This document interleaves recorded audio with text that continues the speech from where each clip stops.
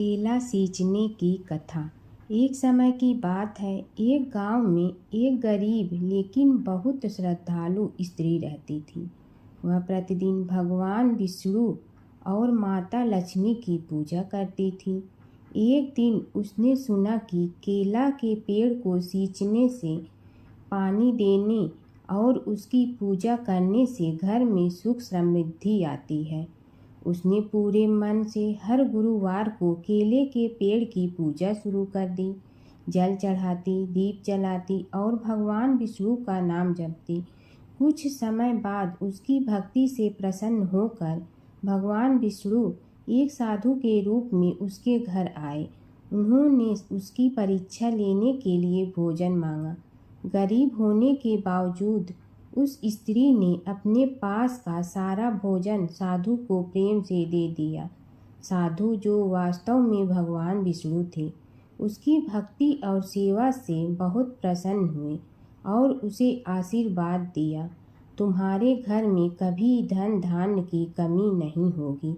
धीरे धीरे उस स्त्री का जीवन बदलने लगा। उसके घर में सुख समृद्धि आने लगी और हमेशा खुश रहने लगी। केला सींचने की कथा। पुराने समय की बात है, एक गांव में एक गरीब लेकिन बहुत धार्मिक स्त्री रहती थी। वह हर साल जेठ मास में व्रत, पूजा और दान पुण्य करती थी। उसके पास धन तो नहीं था, लेकिन उसके मन में सच्ची श्रद्धा थी। गांव में एक मान्यता थी कि जेठ महीने में केले के पेड़ को जल चढ़ाने और उसकी सेवा करने से भगवान विष्णु प्रसन्न होते हैं और घर में सुख समृद्धि आती है।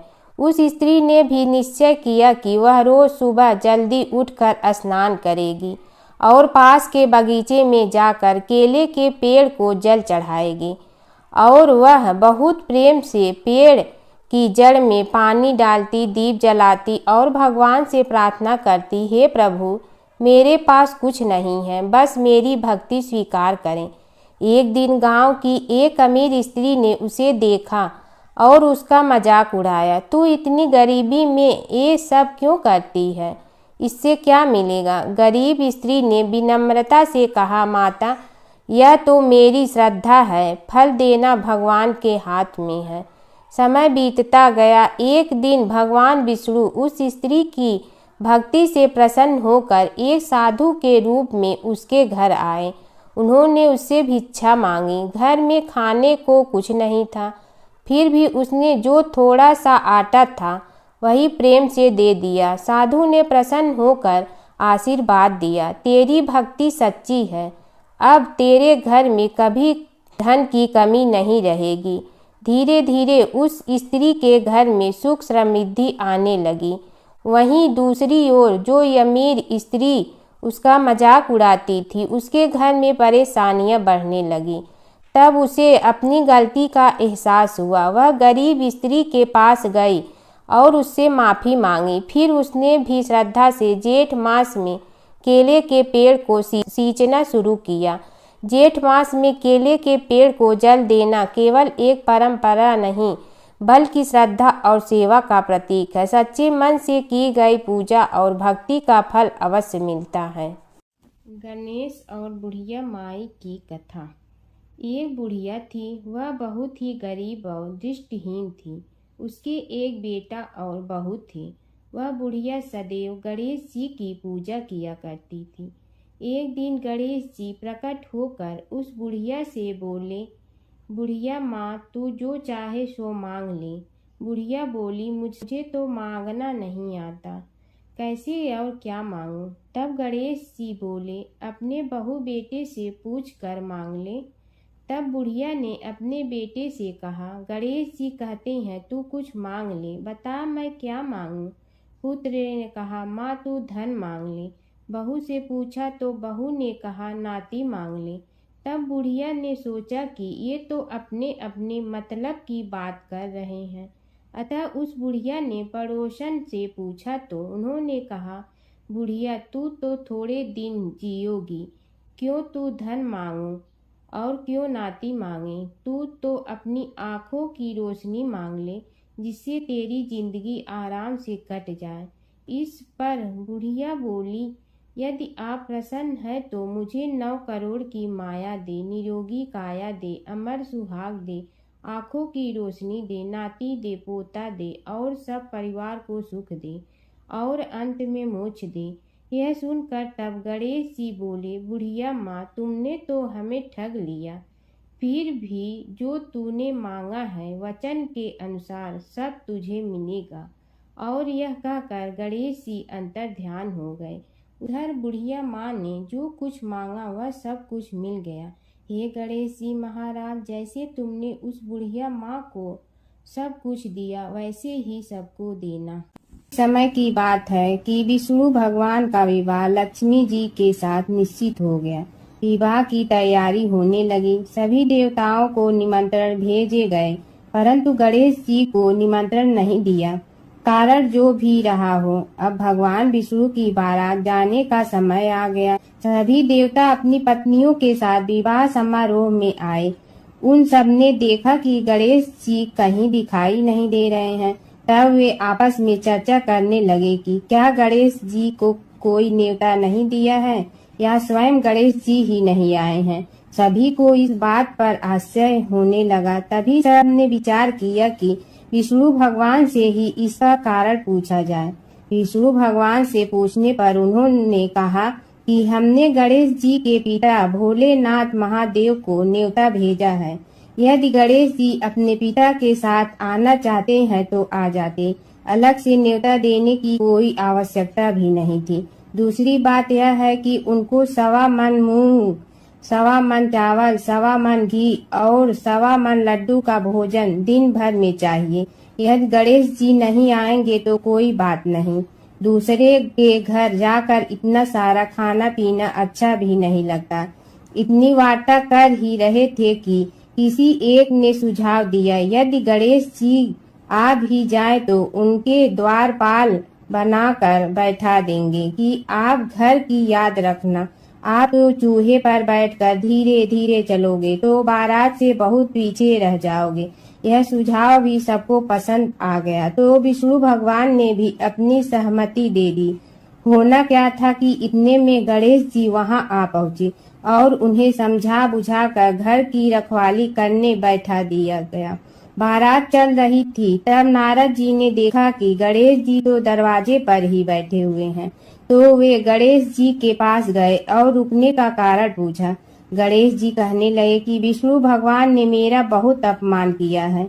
नारद जी ने कहने लगे कि अपनी मूसक देना को आगे भेज दे तो वह रास्ता खोद देगी, जिससे उनके वाहन धरती में धंस जाएंगे। तब आपको सम्मान पूर्वक बुलाना पड़ेगा। अब तो गणेश जी ने अपनी मूसक सेना जल्दी से आगे भेज दी और सेना ने जमीन पोली कर दी। जब बारात वहां से निकली तो रथों के पहिए धरती में धंस गए। लाख कोशिश करे परंतु पहिए नहीं निकले। सभी ने अपने अपने उपाय किए परंतु पहिए तो नहीं निकले, बल्कि जगह जगह से टूट गए। किसी की समझ में नहीं आ रहा था कि अब क्या किया जाए। तब तो नारद जी ने कहा, आप लोगों ने गणेश जी का अपमान करके अच्छा नहीं किया।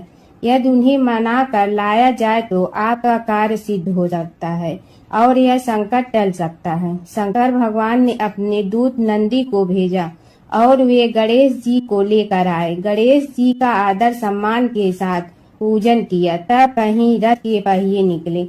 अब रथ के पहिए निकल के परंतु टूट फूट गए तो उन्हें सुधारे गए। पास के खेत में खाती काम कर रहा था, उसे बुलाया गया। खाती अपना कार्य करने के पहले श्री गणेशाय नमः कहकर गणेश जी की वंदना मन ही मन करने लगा। देखते ही देखते खाती ने सभी पहियों को ठीक कर दिया। तब खाती कहने लगा कि हे देवताओं, आपने सर्वप्रथम गणेश जी को नहीं मनाया होगा और न ही उनकी पूजन की होगी, इसीलिए तो आपके साथ यह संकट आया है। हम तो मूर्ख अज्ञानी हैं, फिर भी पहले गणेश जी को पूजते हैं, उनका ध्यान करते हैं। आप लोग तो देवतागण हैं, फिर भी आप गणेश जी को कैसे भूल गए।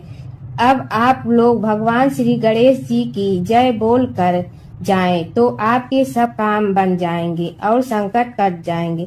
ऐसा कहते हुए बारात वहां से चल दी और विष्णु भगवान को लक्ष्मी जी के साथ विवाह संपन्न करा के सभी सकुशल घर लौट आए। हे गणेश जी महाराज, आपने विष्णु को जैसे कारज सारियो ऐसे कारज सबको सिद्ध कर दो। बोलो गजानन भगवान की जय। एक बार एक नगर में एक मालिन रहती थी। उसके पति चल बसे थे। उसका एक 4 साल का पुत्र था। उसकी सास कठोर हृदय की स्त्री थी। वह बहू को बहुत तकलीफ देती थी। एक दिन सास ने बहू और पोते को घर से निकाल दिया। वे दोनों रोते हुए चलते चलते एक जंगल में जा पहुंचे। वहां एक बड़े पेड़ के नीचे बैठ गए। वहां से थोड़ी दूर पर एक गणेश जी का मंदिर था। वहां बहुत लोग गणेश जी के दर्शन करने आते थे। दर्शन करके गणेश जी को प्रसाद चढ़ाते थे। फिर वह प्रसाद सबको बांट देते थे। इस प्रसाद से माँ बेटे का गुजारा होने लगा। दोनों गणेश जी की पूजा पाठ में लग गए। एक दिन उन्होंने सोचा क्यों न हम भी जंगल से फूल ला कर बेचें। वे रोज जंगल से फूल लाकर उसकी माला बनाकर बेचने लगे। साथ में पूजा की सामग्री और प्रसाद भी बेचने लगे। इससे उनको आमदनी होने लगी। गणेश जी की कृपा से आमदनी बढ़ने लगी। जल्दी ही उन्होंने एक मकान और एक दुकान बना लिया। एक राजा की लड़की मंदिर में रोज पूजा करने आती थी। मालिन के बेटे को देखकर राजकुमारी उस पर मोहित हो गई और उससे विवाह करने की सोचने लगी। उसने अपनी भाभी से अपने मन की बात कही। भाभी अनुभवी थी। उसने कहा, ये तो मालिन का बेटा है और तुम एक राजा की बेटी हो। यदि तुमने उससे विवाह किया तो तुम्हारी बहुत बेइज्जती होगी। पर राजकुमारी अपनी बात पर अड़ी रही। उसने कहा, मैंने तो प्रतिज्ञा कर ली है कि उसी से विवाह करूंगी। भाभी ने घर जाकर सारी बात राजा को बता दी। राजा ने मना नहीं किया और विवाह के लिए तैयार हो गए। उन्होंने बड़े धूमधाम से बेटी का विवाह मालिन के बेटे के साथ कर दिया। मालिन ने सबसे पहले बेटे बहू को गणेश जी के मंदिर में ले जाकर पूजा पाठ करवाया और गणेश जी का आशीर्वाद दिलवाया। इसके बाद पूरे नगर में यह बात फैल गई कि गणेश जी की पूजा करने से सब दुख कष्ट दूर हो जाते हैं। इस बात पर सुनते ही नगर के सभी लोग मंदिर आने लगे। मालिन और उसके बेटे की बिक्री और बढ़ गई। उधर उसकी सास के बुरे दिन आ गए। अन्नदाता उससे रूठ गए और वह भूखों मरने लगी। एक दिन वह रोती धोती उसी गणेश जी के मंदिर में आ पहुंची। वहां वह मालिन के बेटे से बोली, मैं भूखी हूँ, मुझे रोटी कपड़ा दे दो, इसके बदले में तुम्हारा सारा काम कर दूंगी। लड़के को दया आ गई और उसे काम पर रख लिया। उसने अपनी दादी को नहीं पहचाना। जब मालिन घर आई तो उसने सास को पहचान लिया। वह सास से बोली, सासू जी आप यहाँ कैसे? सास ने पोते की तरफ इशारा करके कहा, मेरी इस सेठ के यहाँ नौकरी लग गई है। बहू बोली, यह आपका पोता है और यह घर भी आपका ही है, यह दुकान भी आपकी ही है। जब आपने हमें घर से निकाला तब गणेश जी ने हमारी रक्षा की। बहू की बात सुनकर सास बोली, मेरी करनी मैं भोगूंगी। बहू बोली, सासू जी अब आप हमारे यहाँ रहो और पोते का सुख देखो। हे गणेश जी महाराज, जैसा सुख आपने मालिन को दिया वैसा ही सुख सबको देना। गणेश जी की कथा। एक बार गणेश जी एक छोटे बालक के रूप में चिमटी में चावल और चमचे में दूध लेकर निकले। वो हर किसी से कह रहे थे कि कोई मेरी खीर बना दो, कोई मेरी खीर बना दो। एक बुढ़िया बैठी हुई थी। उसने कहा, ला मैं बना दूं। वह छोटा सा बर्तन चढ़ाने लगी। तब गणेश जी ने कहा कि दादी माँ, छोटी सी भगोनी मत चढ़ाओ, तुम्हारे घर में जो सबसे बड़ा बर्तन है वही चढ़ा दो। बुढ़िया ने वही चढ़ा दिया। वह देखती रह गई कि वह जो थोड़े से चावल उस बड़े बर्तन में डाली थी वह तो पूरा भर गया है। गणेश जी ने कहा, दादी माँ मैं नहा कर आता हूँ, खीर तैयार हो गई हो तो। बुढ़िया के पोते पोती खीर खाने के लिए रोने लगे। बुढ़िया ने कहा, गणेश जी तेरे भोग लगाना कहकर चूल्हे में थोड़ी सी खीर डाली और कटोरी भर भर कर बच्चों को दे दी। बुढ़िया की पड़ोसन ऊपर से देख रही थी, तो बुढ़िया ने सोचा यह चुगली कर देगी, तो एक कटोरा भर कर उसे भी पकड़ा दिया। बेटे की बहू ने चुपके से एक कटोरा खीर खाई और कटोरा चक्की के नीचे छुपा दिया। अभी भी गणेश जी नहीं आए थे। बुढ़िया को भी भूख लग रही थी।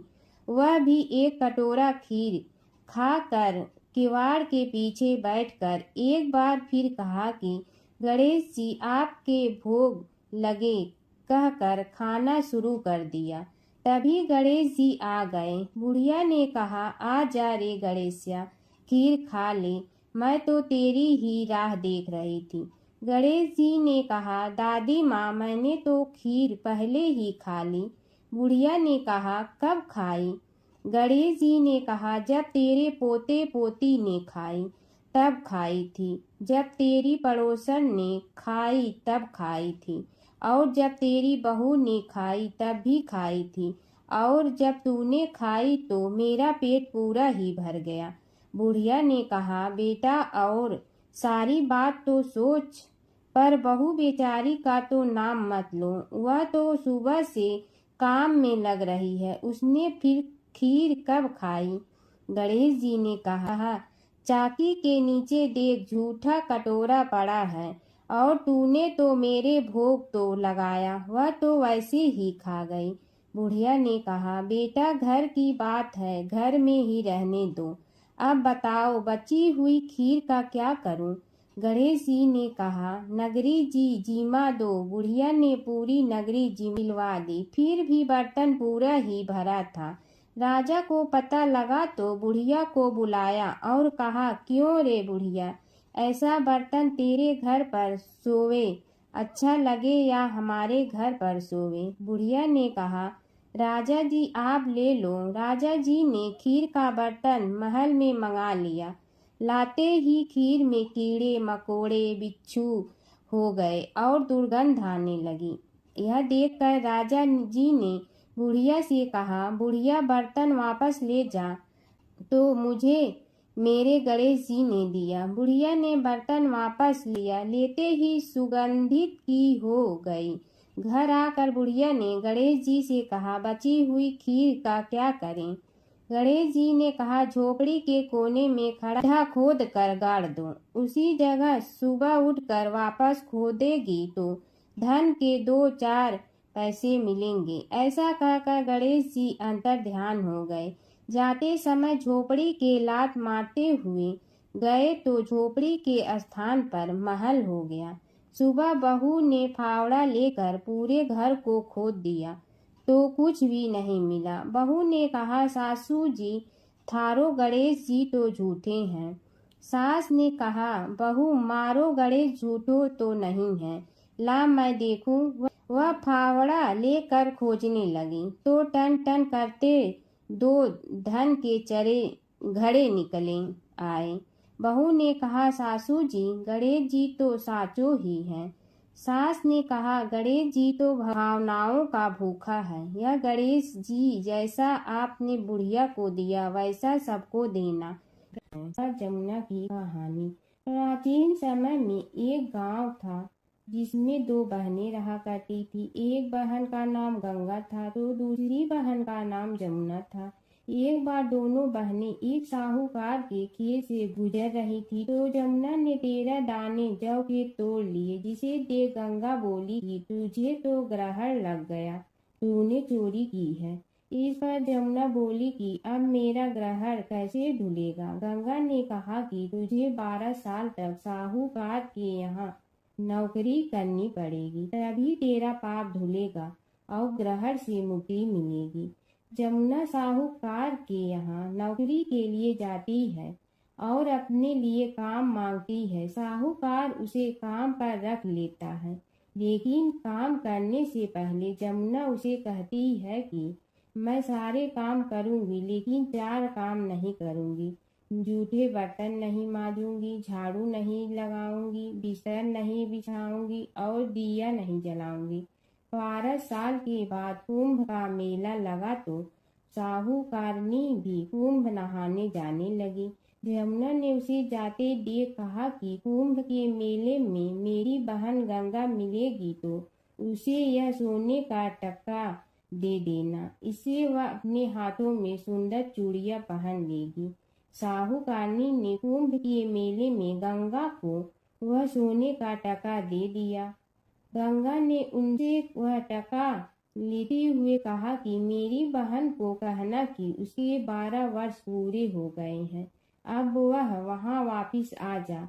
साहूकार व साहूकारनी वापिस घर आए तब जमुना मटके में पानी भर रही थी। दोनों जमुना से बोले कि हमने सोने का वह टका तेरी बहन गंगा को दे दिया था और उसने कहा है कि तेरे 12 वर्ष पूरे हो गए हैं, इसलिए अब तुम वापिस जाओ। यह समाचार सुनते ही जमुना सहस्त्र धारा में बदल गई और बहने लगी।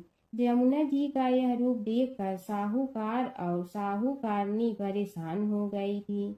हमारे घर में जमुना माता ने काम किया, हमें तो अब ग्रहण लग गया है, हम यह ग्रहण कैसे उतारेंगे। जमुना भागकर गंगा माता के पास चली गई। गंगा ने जमुना से पूछा कि तुम साहूकारनी से कुछ कहकर आई हो या ऐसे ही बिना बताए आ गई। तब जमुना बोली कि मैं तो कुछ भी बताकर नहीं आई हूँ। गंगा ने कहा कि जा उन्हें धीरज दे आ, नहीं तो उन्हें जीवन भर असंतोष ही रहेगा। गंगा के कहने पर जमुना माता ने साहूकारनी को सपने में दर्शन दिए और कहा कि तुम दोनों उल्टे माथे क्यों पड़े हो, जाओ उठकर खाओ पियो। तब दोनों बोले कि हम कैसे उठें, हमें तो ग्रहण लगा है, क्योंकि हमने उल्टे सीधे और पता नहीं कितने नीच कार्य आपसे कराए हैं। तब यमुना जी बोली कि तुम्हें ग्रहण नहीं लगा है, ग्रहण तो मुझे लगा था कि मैंने तुम्हारे खेत से 13 दाने जौ के चुराए थे। मैं तो अपना ग्रहण उतारने तुम्हारे घर आई थी। मेरा ग्रहण तुम्हारे घर में 12 वर्ष तक रहने से उतर गया है और मेरी मुक्ति हो गई है। यमुना जी ने कहा कि तुम्हें कोई ग्रहण नहीं लगा है, उल्टे मेरे 12 वर्ष तक यहाँ रहने से तुम्हारी भी मुक्ति हो गई है। यह कहकर यमुना जी स्वप्न से चली गई। दोनों उठकर देखते हैं कि उनके घर में पहले से भी अधिक धन हो गया है। हे यमुना माता, जैसे आपने साहूकार व साहूकारनी की मुक्ति कराई, वैसे ही आप अपने सभी भक्तों की करना। नगर बसेरे की कहानी। किसी गांव में एक भाट व एक जाट रहता था। दोनों में घनिष्ठ मित्रता थी। एक बार जाट अपनी बहन के घर जाने को तैयार हुआ तो भाट अपनी ससुराल जाने को तैयार हुआ। दोनों साथ चल पड़े तो रास्ते में रुककर एक कुएं की मुंडेर पर बैठ गए। जाट ने भाट से कहा कि नगर बसेरा कर लेते हैं। इस पर भाट बोला कि तू ही नगर बसेरा कर ले, मैं तो अपनी ससुराल जा रहा हूँ, वहाँ खूब खातिर होगी मेरी, तू कर ले नगर बसेरा। जाट वहीं कुएं के पास बैठ पानी की घंटी और चावल का दाना लेकर नगर बसेरा करने लगा।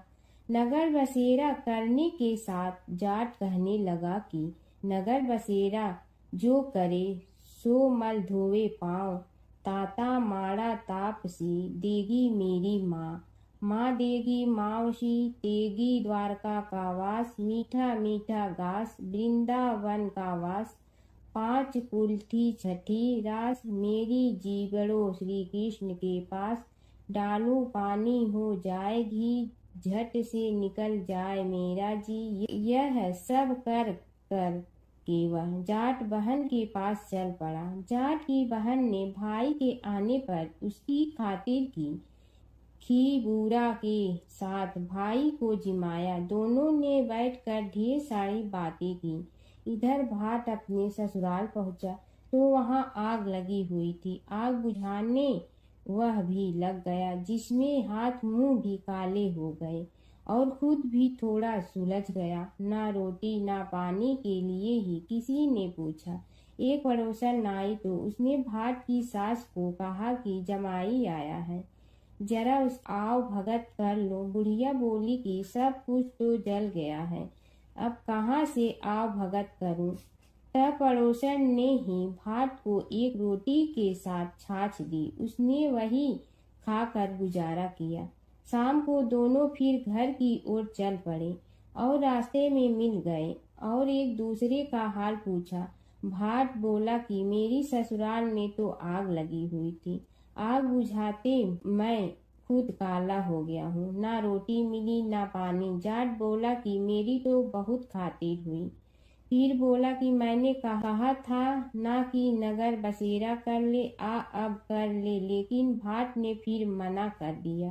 कहने लगा कि चाहे रोटी दे या न दे, तेरी तो माँ है, दही चूरमा का पेड़ा धरा पाएगा। भाट ने फिर नगर बसेरा नहीं किया, जाट ने कर लिया। नगर बसेरा जो करे सो मल धोए पाँव, ताता मारा तापसी देगी मेरी माँ, माँ देगी मावसी देगी द्वारका का वास, मीठा मीठा घास वृंदावन का वास, पांच कुल्ठी छठी रास, मेरा जी बड़ो श्री कृष्ण के पास।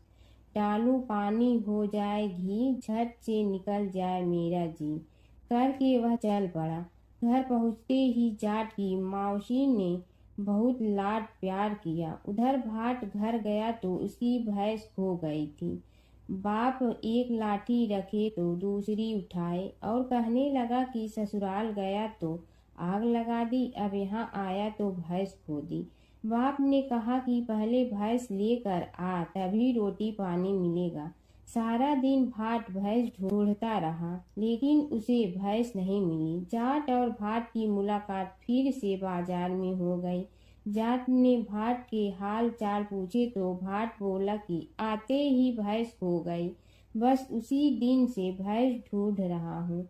रोटियां का तो पूछो ही मत। जाट ने कहा कि मैंने तो पहले ही कहा था कि नगर बसेरा कर ले।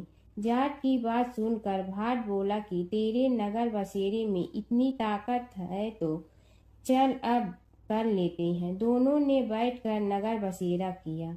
नगर बसेरा जो करे सो मल धोवे पाँव, ताता मारा तापसी देगी मेरी माँ, माँ देगी मौसी देगी द्वारका का वास, मीठा मीठा घास वृंदावन का वास, पांच कुल्ठी छठी रास, मेरा जीवड़ो श्री कृष्ण के पास। डालू पानी हो जाए घी, झट से निकल जाए मेरा जी।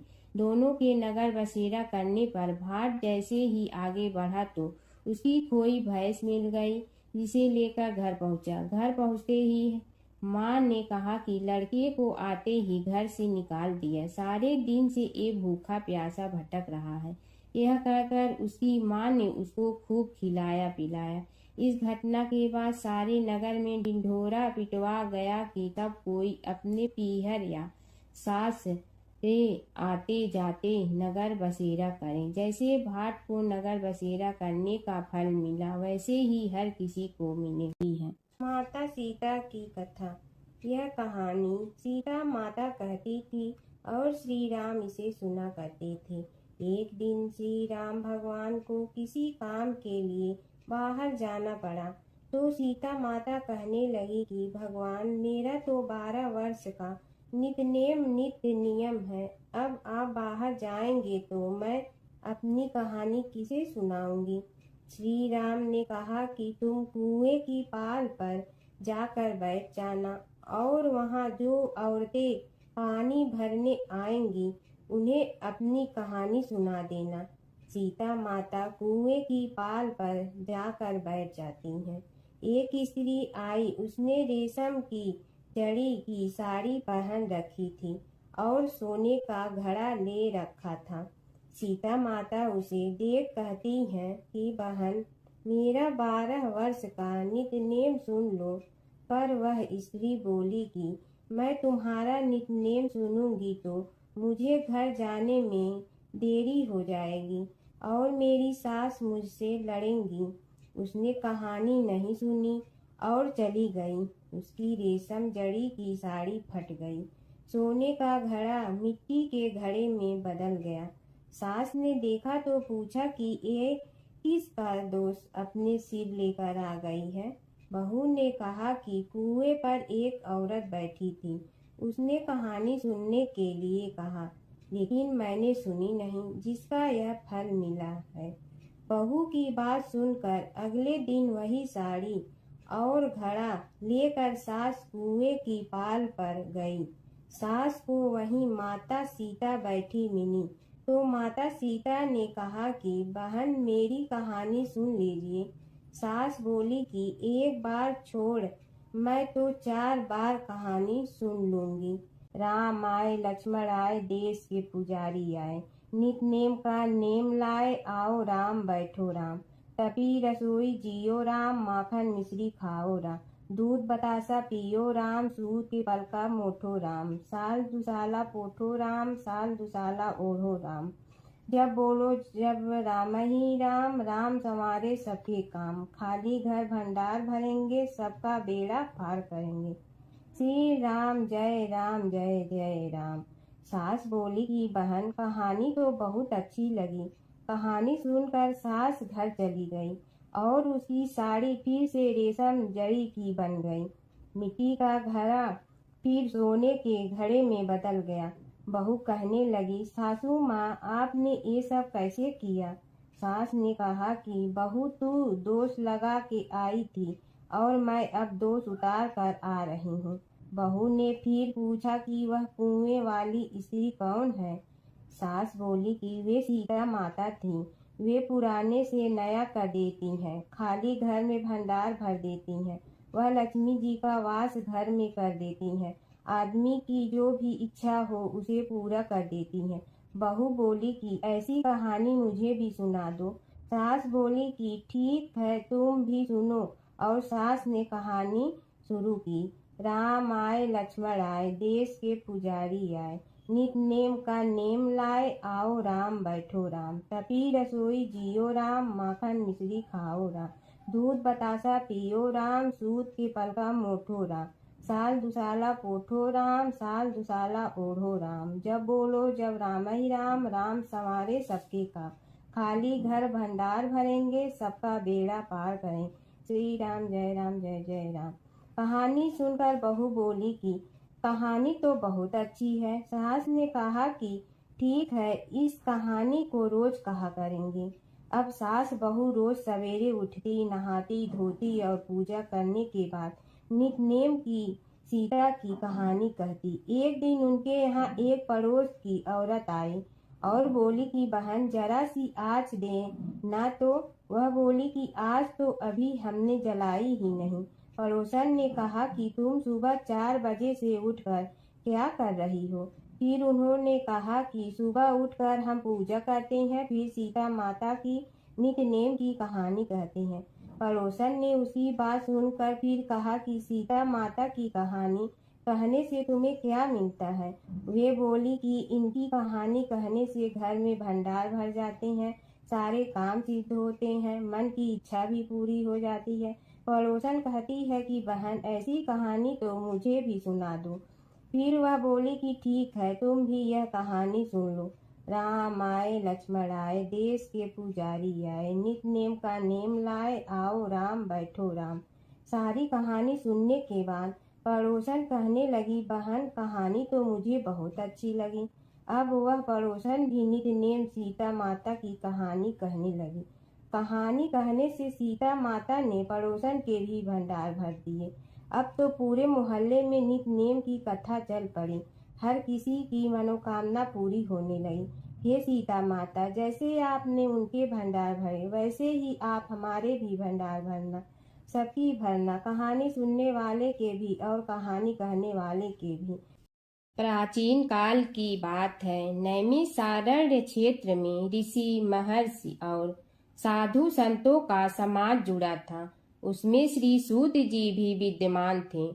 शौनक जी ने उनकी सेवा में उपस्थित होकर निवेदन किया कि हे अज्ञान रूप घोर तिमिर को नष्ट करने में करोड़ों सूर्यों के समान प्रकाशमान श्री सूत जी हमारे कानों के लिए अमृत के समान जीवन प्रदान करने वाले कथा तत्व का वर्णन कीजिए।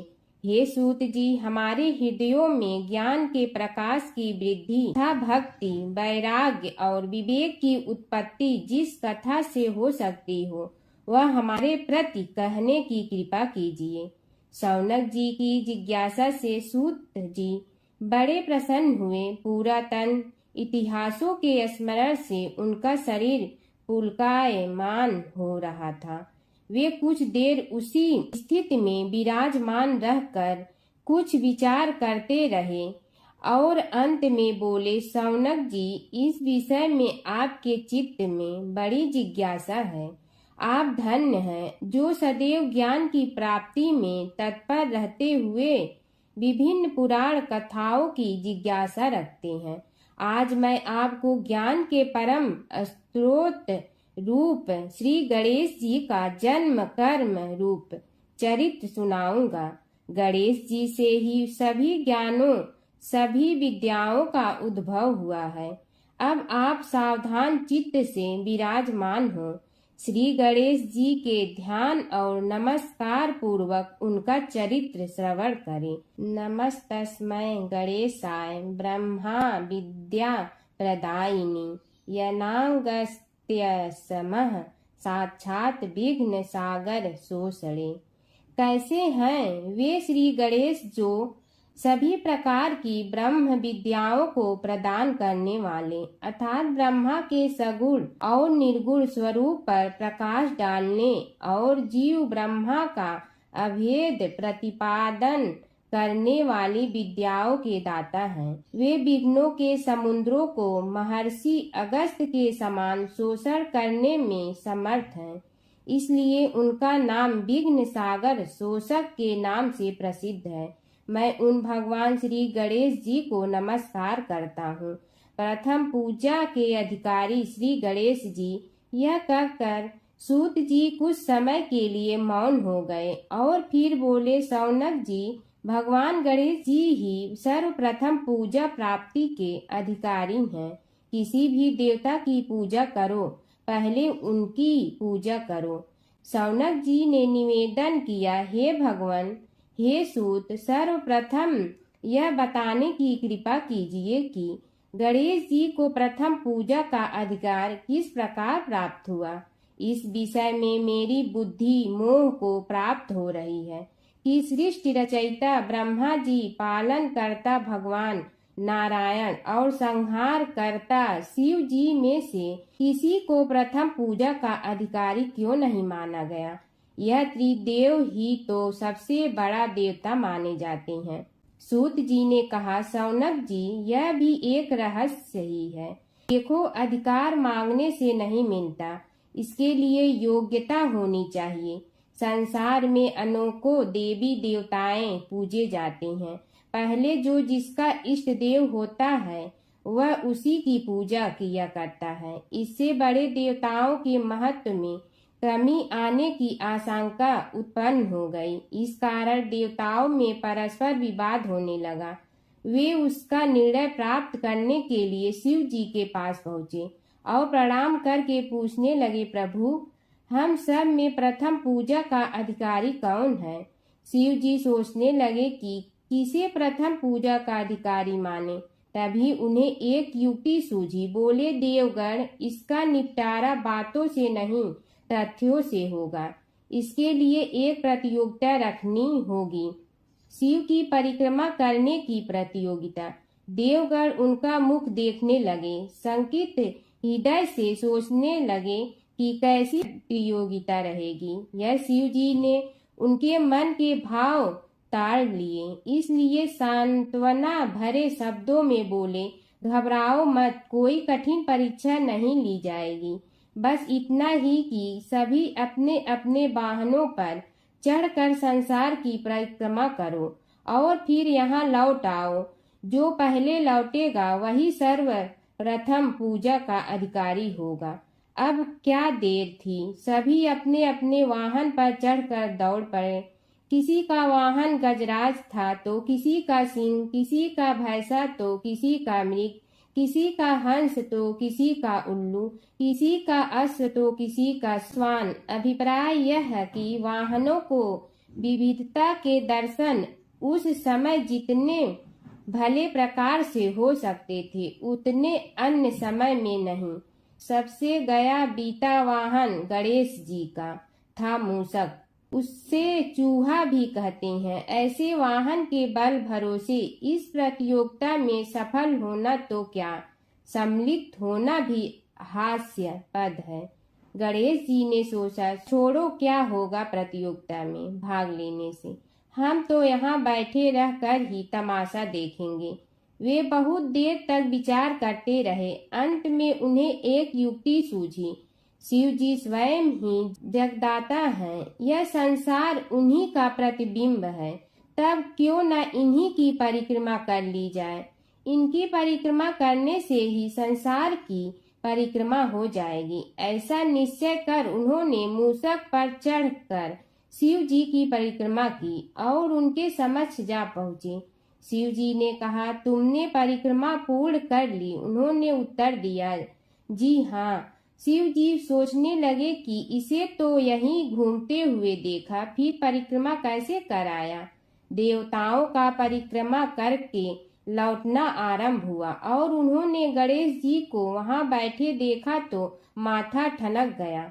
फिर भी साहस करके बोले, अरे तुम विश्व की परिक्रमा के लिए नहीं गए? गणेश जी ने कहा, अरे मैं कब का यहाँ आ गया। देवता बोले, तुम्हें तो कहीं भी नहीं देखा। गणेश जी ने उत्तर दिया, देखते कहाँ से, समस्त संसार शिव जी में विद्यमान है। इनकी परिक्रमा करने से ही संसार की परिक्रमा पूर्ण हो गई। सूत जी बोले, शौनक, इस प्रकार गणेश जी ने अपनी बुद्धि के बल पर ही विजय प्राप्त कर ली। उनका कथन सत्य था, इसलिए कोई विरोध करता भी तो कैसे। बस उसी दिन से गणेश जी की प्रथम पूजा होने लगी। सूत जी बोले, हे शौनक जी, यह एक तथ्य है कि गणेश जी ही उसके पात्र हैं। वे बड़े देवता का भी कार्य सिद्धि में विघ्न उपस्थित होने पर उन विघ्न राज का आश्रय न लिया हो। हे शौनक, वे देव भी बड़े दयालु हैं। नाम तो शिव जी का ही आशुतोष है, किंतु वे सर्वात्मा और सर्वरक्षक प्रभु तो शिव जी की अपेक्षा भी शीघ्र ही प्रकट हो जाते हैं। उनका भक्त कभी किसी संकट में नहीं पड़ता। यदि प्रारब्ध वशात कभी किसी विपत्ति में पड़ भी जाता है तो गणेश्वर की उपासना करने पर उनके अनुग्रह से उनके समस्त दुख दूर होकर परम सुख की प्राप्ति होती है। शौनक ने कहा, हे सूत जी, हे महाभाग, हे प्रभु, मैं गणेश जी के विभिन्न चरित्रों का अध्ययन करना चाहता हूँ, तो मुझे बताइए कि किस ग्रंथ का अवलोकन करूँ। हे दयामय, आपको तो उनके समस्त चरित्र विदित है कि यदि आप ही उन्हें सुनाने की कृपा करें तो मेरा अत्यधिक उपकार होगा। सूत जी बोले, हे शौनक भगवान, गणेश्वर के इतने चरित्र हैं कि उन सब का कथन इस जीवा से संभव नहीं, क्योंकि प्रभु अनंत, प्रभु चरित्र अनंता वाली बात समस्त विद्वान ऋषि मुनि कहते हैं। फिर भी गणेश जी प्रथम पूजा के अधिकारी होने के कारण समस्त देव चरित्रों में जुड़े हुए हैं, इसलिए उनका प्रभाव भी सर्वाधिक व्यापक है। हे मुने, हे शौनक, वे भगवान सर्व समर्थ हैं। वे सभी का तिरस्कार करने में समर्थ हैं, किंतु उनका तिरस्कार कोई भी नहीं कर सकता।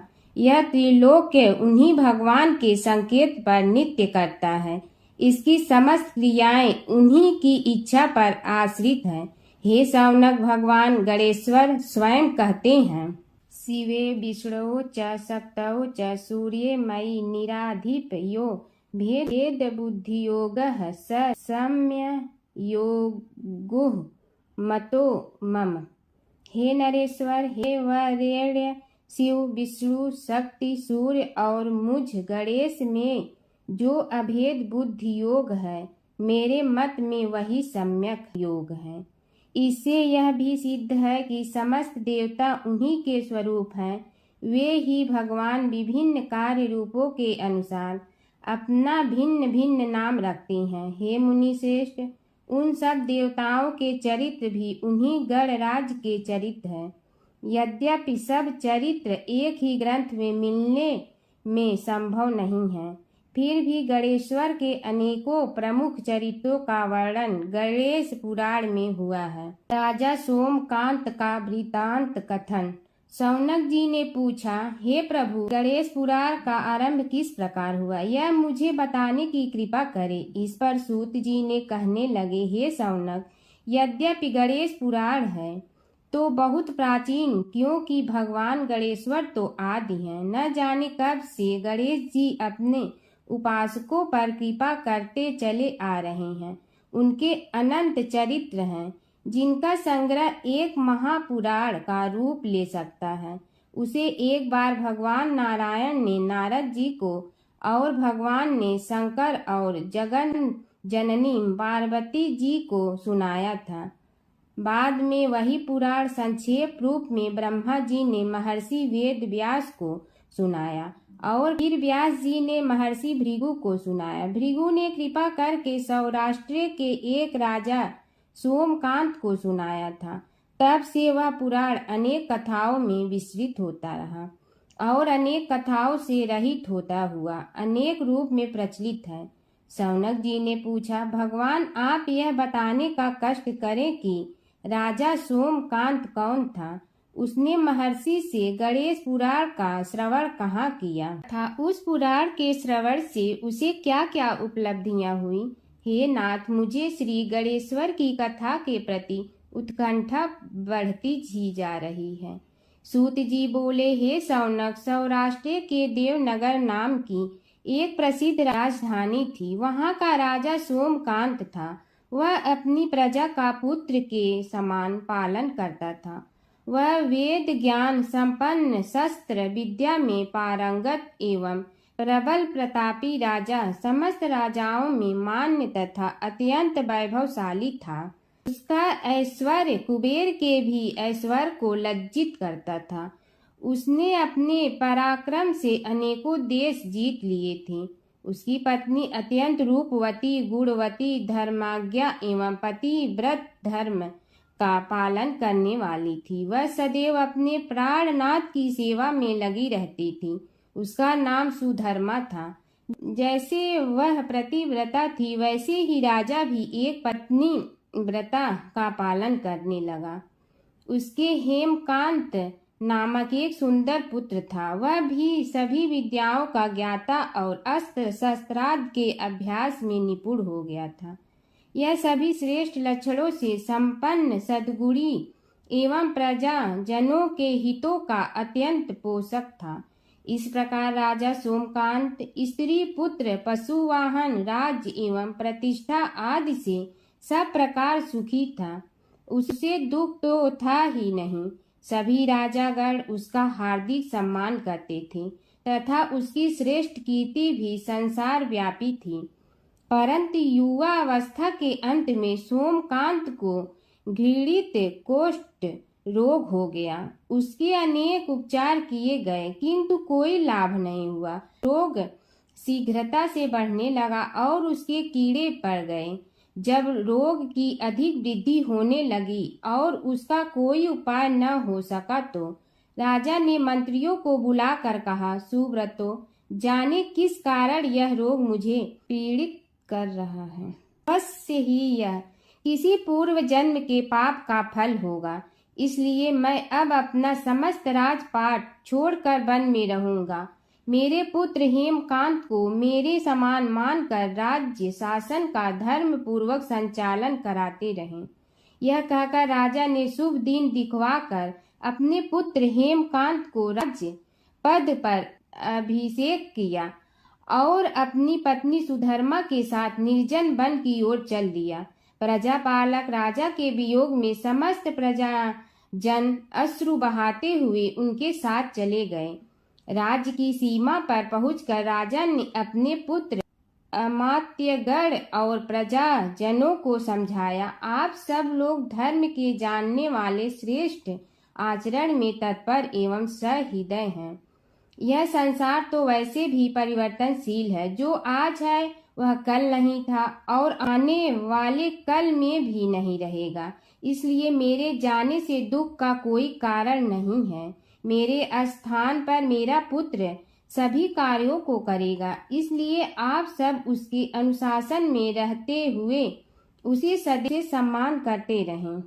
फिर पुत्र से कहा, बेटा, यह स्थिति सभी के समझ आती रही है। हमारे पूर्व पुरुष भी परंपरागत रूप से वृद्धावस्था आने पर वन में जाते रहे हैं।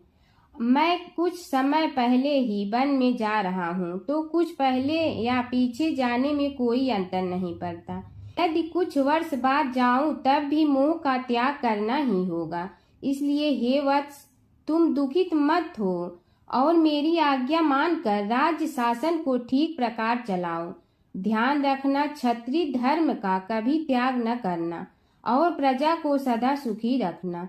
इस प्रकार राजा सोमकांत ने सभी को समझा बुझाकर वहां से वापस लौट आया और स्वयं अपनी पतिव्रता भार्या के साथ वन में प्रवेश किया। पुत्र हेमकांत के आग्रह से उसने सुबल और ज्ञान गम्य नामक 2 आत्माओं को भी साथ ले लिया। उन सब ने एक समतल एवं सुंदर स्थान देखकर वहां विश्राम किया। तभी उन्हें एक मुनि कुमार दिखाई दिया। राजा ने उससे पूछा, तुम कौन हो, कहाँ रहते हो? यदि उचित समझो तो मुझे बताओ। मुनि बालक ने कोमल बाड़ी में कहा, मैं महर्षि भृगु का पुत्र हूँ। मेरा नाम च्यवन है। हमारा आश्रम निकट में ही है। अब आप भी अपना परिचय दीजिए। राजा ने कहा, मुनि कुमार, आपका परिचय पाकर मुझे बड़ी प्रसन्नता हुई। मैं सौराष्ट्र के देवनगर नामक राज्य का अधिपति रहा हूँ। अब अपने पुत्र को राज्य देकर मैंने अरण्य की शरण ली है। मुझे कुष्ठ रोग अत्यंत पीड़ित किए हुए हैं। उसकी निवृत्ति का कोई उपाय करने वाला हो तो कृपा कर मुझे बताइए। मुनि कुमार ने कहा, मैं अपने पिताजी से अपना वृतांत कहता हूँ, फिर वे जैसा कहेंगे आपको बताऊंगा। यह कहकर मुनि बालक चला गया और कुछ देर में ही आकर बोला, राजन, मैंने आपका वृतांत अपने पिताजी को बताया। उनकी आज्ञा हुई है कि आप सब मेरे साथ आश्रम में चलकर उनसे भेंट करें, तभी आपके रोग के विषय में भी विचार किया जाएगा। राजा सोमकांत के पूर्व जन्म का वृत्तांत भृगु द्वारा वर्णन। राजा अपनी पत्नी और अमात्यों के सहित च्यवन के साथ साथ भृगु आश्रम में जा पहुंचा और उन्हें प्रणाम कर बोला, हे भगवान, हे महर्षि, मैं आपकी शरण हूँ। आप मुझ कुष्ठी पर कृपा कीजिए। महर्षि बोले, राजन, यह तुम्हारे किसी पूर्व जन्म कृत पाप का ही उदय हो गया है। इसका उपाय मैं विचार करके बताऊंगा। आज तो तुम सब स्नान आदि से निवृत्त होकर रात्रि विश्राम करो। महर्षि की आज्ञा अनुसार सबने स्नान भोजन आदि के उपरांत रात्रि व्यतीत की और प्रातः काल स्नान आदि नित्य कर्मों से निवृत्त होकर महर्षि की सेवा में उपस्थित हुए। महर्षि ने कहा, राजन, मैंने तुम्हारे पूर्व जन्म का वृतांत जान लिया हूँ और यह भी विदित कर लिया है कि किस पाप के फल से तुम्हें इस रोग की प्राप्ति हुई है। यदि तुम चाहो तो उसे सुना दूं। राजा ने हाथ जोड़कर निवेदन किया, बड़ी कृपा होगी मुनिनाथ, मैं उसे सुनने के लिए उत्कंठित हूँ। महर्षि ने कहा, तुम पूर्व जन्म में एक धनवान वैश्य के लाडले पुत्र थे। वह वैश्य विंध्याचल के निकट कौलहार नामक ग्राम में निवास करता था। उसकी पत्नी का नाम सुलोचना था। तुम उसी वैश्य दंपत के पुत्र हुए। तुम्हारा नाम कामद था। तुम्हारा लालन पालन बड़े लाड चाव से हुआ। उन्होंने तुम्हारा विवाह एक अत्यंत सुंदरी वैश्य कन्या से कर दिया था, जिसका नाम कुटुम्बिनी था। यद्यप तुम्हारी भार्या सुशीला थी और तुम्हें सदैव धर्म में निरत देखना चाहती थी, किंतु तुम्हारा स्वभाव वासनांध होने के कारण दिन प्रतिदिन उज्जवल होता जा रहा था। किंतु माता पिता भी धार्मिक थे, इसलिए उनके सामने तुम्हारी उज्ज्वलता दबी रही। परंतु माता पिता की मृत्यु के बाद तुम निरंकुश हो गए और अपनी पत्नी की बात भी नहीं मानते थे। तुम्हें अनाचार में प्रवृत्त देखकर उसे दुख होता था, तो भी उसका कुछ बस न चलता था। तुम्हारी उन्मत्तता चरम सीमा पर थी। अपनों से भी द्वेष और क्रूरता का व्यवहार किया करते थे, हत्या आदि कराते थे। तुम्हारे लिए सामान्य बात हो गई। पीड़ित व्यक्तियों ने तुम्हारे विरुद्ध राजा से पुकार की, अभियोग चला और तुम्हें राज्य की सीमा से भी बाहर चले जाने का आदेश हुआ। तब तुम घर छोड़कर किसी निर्जन वन में रहने लगे। उस समय तुम्हारा कार्य लोगों को लूटना और हत्या करना ही रह गया। एक दिन माध्याह्न काल था। गुणवर्धक नामक एक विद्वान ब्राह्मण उधर से निकला। बेचारा अपनी पत्नी को लिवाने के लिए ससुराल जा रहा था। तुमने उस ब्राह्मण युवक को पकड़कर लूट लिया।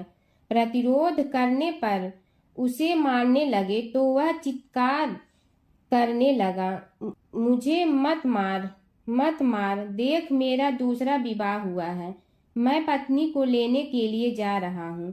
किंतु तुम तो क्रोधवश में ऐसे लीन हो रहे थे कि तुमने उसकी बात सुनकर भी नहीं सुनी। जब उसे मारने लगे तो उसने श्राप दे दिया, अरे हत्यारे, मेरी हत्या के पाप से तो सहस्त्र कल्प तक घोर नरक भोगोगे। तुमने उसकी कोई चिंता न की और सिर काट लिया। राजन, तुमने ऐसी ऐसी एक नहीं बल्कि अनेक निरीह हत्याएं की थी, जिनकी गणना करना भी पाप है। इस प्रकार इस जन्म में तुमने घोर पाप कर्म किए थे, किंतु बुढ़ापा आने पर जब अशक्त हो गए तब तुम्हारे साथ जो क्रूर कर्मा थे वे भी किनारा कर गए। उन्होंने सोच लिया कि अब तो इसे खिलाना भी पड़ेगा, इसलिए मरने दो यहीं।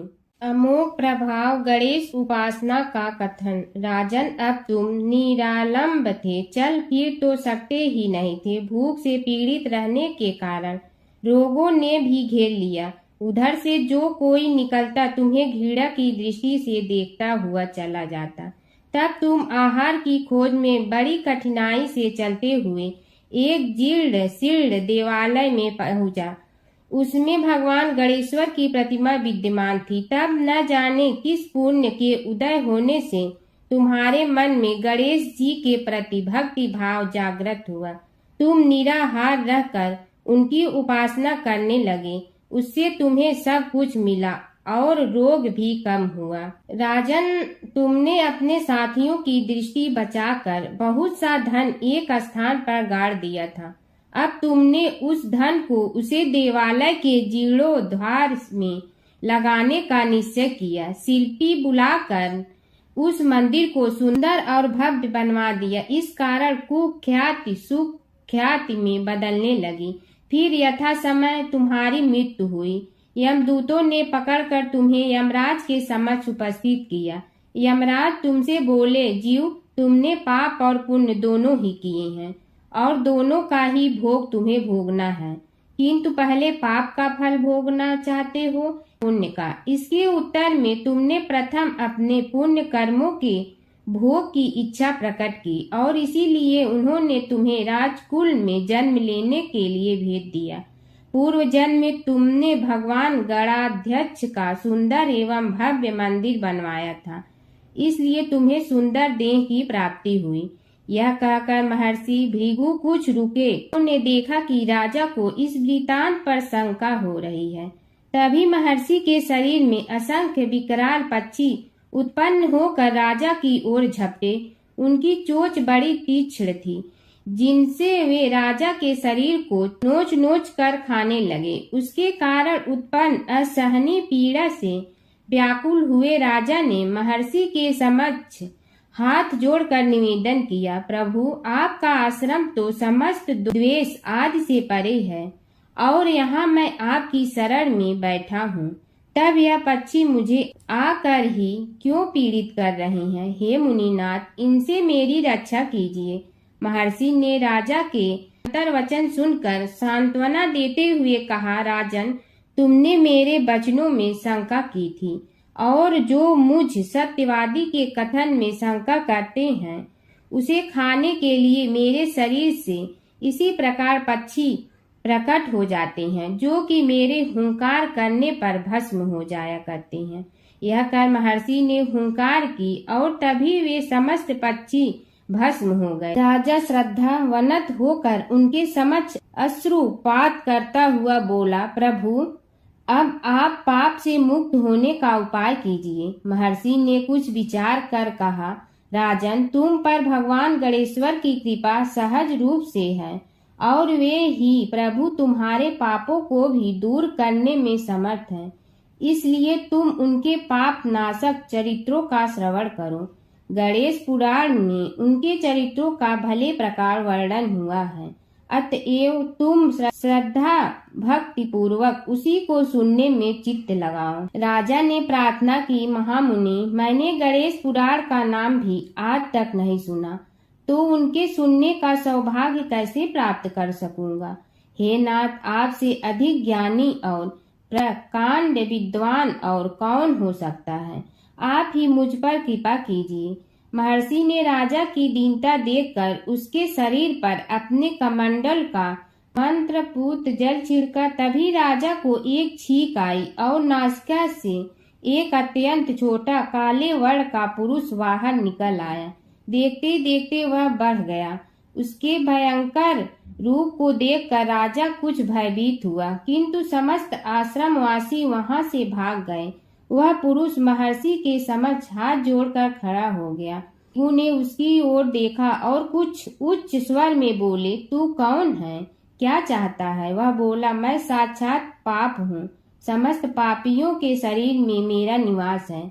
आपके मंत्रपूत जल के स्पर्श से मुझे विवश होकर राजा के शरीर से बाहर निकलना पड़ा है। अब मुझे बड़ी भूख लगी है, बताइए क्या खाऊं और कहाँ रहूं? महर्षि बोले, तू उस आम के अवकाश स्थान में निवास कर और उसी वृक्ष के पत्ते खाकर जीवन निर्वाह कर। यह सुनते ही वह पुरुष आम के वृक्ष के पास पहुंचा, किंतु उसके स्पर्श मात्र से वह वृक्ष जलकर भस्म हो गया। फिर जब पाप पुरुष को रहने के लिए कोई स्थान दिखाई न दिया तो वह भी अंतर्हित हो गया। एक समय की बात है, एक भाई बहन रहते थे। बहन का नियम था कि वह अपने भाई का चेहरा देखते ही खाना खाती थी। हर रोज वह सुबह उठती थी और जल्दी जल्दी सारा काम करके अपने भाई का मुंह देखने के लिए उसके घर जाती थी। एक दिन रास्ते में एक पीपल के नीचे गणेश जी की मूर्ति रखी थी। उसने भगवान के सामने हाथ जोड़कर कहा कि मेरे जैसा अमर सुहाग और मेरे जैसा अमर पीहर सबको दीजिए। यह कहकर वह आगे बढ़ जाती है। जंगल के झाड़ियों के कांटे उसके पैरों में चुभा करते थे। एक दिन भाई के घर पहुंची और भाई का मुंह देखकर बैठ गई तो भाभी ने पूछा, पैरों में क्या हो गया है? यह सुनकर उसने भाभी को जवाब दिया कि रास्ते में जंगल के झाड़ियों के गिरे हुए कांटे पांव में चुभ गए हैं। जब वह वापस अपने घर आ जाए तब भाभी ने अपने पति से कहा कि रास्ते को साफ करवा दो, आपकी बहन के पांव में बहुत सारे कांटा चुभ गए हैं। भाई ने तब कुल्हाड़ी लेकर सारी झाड़ियों को काटकर रास्ता साफ कर दिया, जिससे गणेश जी का स्थान भी वहां से हट गया। यह देखकर भगवान गुस्सा हो गए और उसके भाई के प्राण हर लिए। लोग अंतिम संस्कार के लिए जब भाई को ले जा रहे थे तब उसकी भाभी रोते हुए लोगों से कही, थोड़ी देर रुक जाओ, उसकी बहन आने वाली है। वह अपने भाई का मुंह देखे बिना नहीं रह सकती है, उसका यह नियम है। तब लोगों ने कहा, आज तो देख लेगी पर कल कैसे देखेगी? रोज दिन की तरह बहन अपने भाई का मुंह देखने के लिए जंगल में निकली। तब जंगल में उसने देखा कि सारा रास्ता साफ किया हुआ है। जब वह आगे बढ़ी तो उसने देखा कि सिद्धिविनायक को भी वहां से हटा दिया गया है। तब उसने जाने से पहले गणेश जी को एक अच्छे स्थान पर रखकर उन्हें स्थान दिया और हाथ जोड़कर बोली, भगवान, मेरे जैसा अमर सुहाग और मेरे जैसा अमर पीहर सबको देना। और फिर बोलकर आगे निकल गई। भगवान सोचने लगे, अगर इसकी नहीं सुनी तो हमें कौन मानेगा, हमें कौन पूजेगा। तब सिद्धिविनायक ने उसे आवाज दी, बेटी, इस खेजड़ी की 7 पत्तियां लेकर जा और उसे कच्चे दूध में धोकर भाई के ऊपर छींटा मार देना, वह उठकर बैठ जाएगा। यह सुनकर जब बहन पीछे मुड़ी तो वहां कोई नहीं था। फिर वह यह सोचने लगी कि ठीक है, जैसा सुना वैसा कर लेती हूँ। फिर वह 7 खेजड़ी की पत्तियां लेकर अपने भाई के घर पहुंची। उसने देखा वहां कई लोग बैठे हुए हैं। भाभी बैठी रो रही है और भाई की लाश रखी है। तब उसने पत्तियों को बताए हुए नियम के तहत भाई के ऊपर इस्तेमाल किया। तब भाई उठकर बैठ गया। भाई बोला बहन से, मुझे बहुत ही गहरी नींद आ गई थी। तब बहन बोली, यह नींद किसी दुश्मन को भी न आए। और उसने सारी बात अपने भाई को बता दी। हर व्रत कथा के साथ पढ़ी और सुनी जाने वाली लपसी तपसी की यह कहानी। एक लपसी था, एक तपसी था। तपसी हमेशा भगवान की तपस्या में लीन रहता था। लपसी रोजाना 1.25 सेर की लपसी बनाकर भगवान का भोग लगाकर जीम लेता था। एक दिन दोनों लड़ने लगे। तपसी बोला, मैं रोज भगवान की तपस्या करता हूँ, इसलिए मैं बड़ा हूँ। लपसी बोला, मैं रोज भगवान को 1.25 सेर लपसी का भोग लगाता हूँ, इसलिए मैं बड़ा हूँ। नारद जी वहाँ से गुजर रहे थे। दोनों को लड़ता देखकर उनसे पूछा कि तुम क्यों लड़ रहे हो। तपसी ने खुद के बड़ा होने का कारण बताया और लपसी ने अपना कारण बताया। नारद जी बोले, तुम्हारा फैसला मैं करूँगा।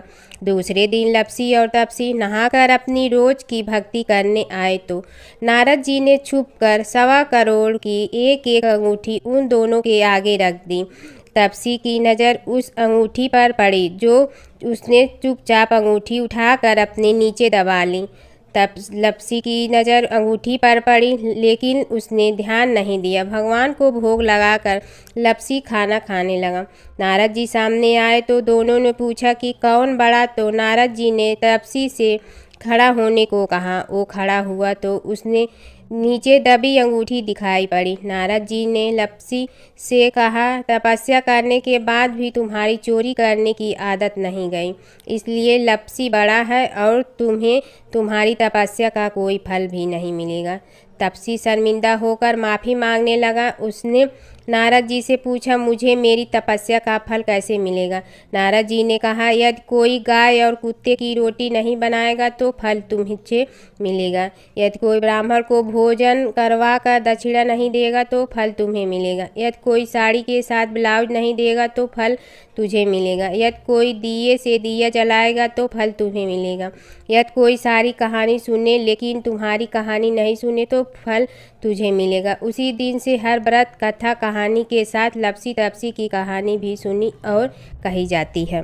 ओम जय जगदीश हरे, स्वामी जय जगदीश हरे। भक्त जनों के संकट क्षण में दूर करे। ओम जय जगदीश हरे। जो ध्यावे फल पावे, दुख बिन दे मन का। सुख संपत्ति घर आवे, कष्ट मिटे तन का।